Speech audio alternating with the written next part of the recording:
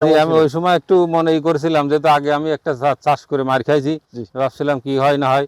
তারপর আমি দেখলাম যে আপনার কাছে তো অনেক ভালো ভালো লোক নিয়ে সুন্দর জাত করেছে, তা পরবর্তীতে আমি করে আমি খুব সুখী আপনি যে না, আপনার ভিডিও যা দেখছি আপনার সেটাই হয়েছে একদম। দেখেন আল্লাহর রহমতে খুব সুন্দর, অনেক সুন্দর। তো ভাই এই যে পেঁপে চাষ করছেন সবই তো আল্লাহর রহমত, তো আল্লাহর রহমত। আপনি শুধু just চেষ্টা করছেন। চেষ্টা করেছি, চেষ্টা করলে তো সবাই এরকম বানাইতে পারবে, তাই তো? অবশ্যই চেষ্টা করলে আল্লাহ পাকের ইচ্ছায়, আল্লাহ বলছে চেষ্টা করো, শ্রম মেধা সময় দাও, আল্লাহ পাক দিবে।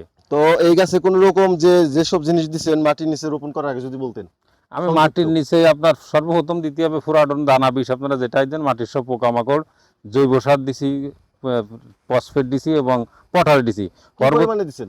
আমি দিছি 100 গ্রাম করে ফসফেট দিছি, 50 গ্রাম পটাশ, 250-300 গ্রাম জৈব, আর 50 গ্রাম 30 গ্রাম এরকম দিছি ফুরাডন। আচ্ছা। দিয়ে চারা রোপণ করে দিছি।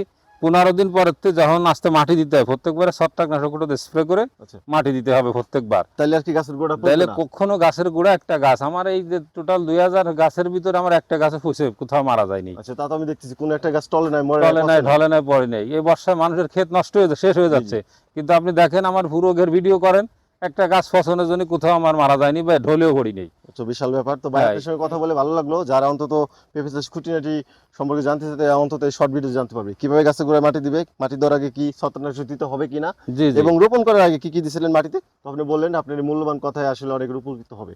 জি জি ভাই।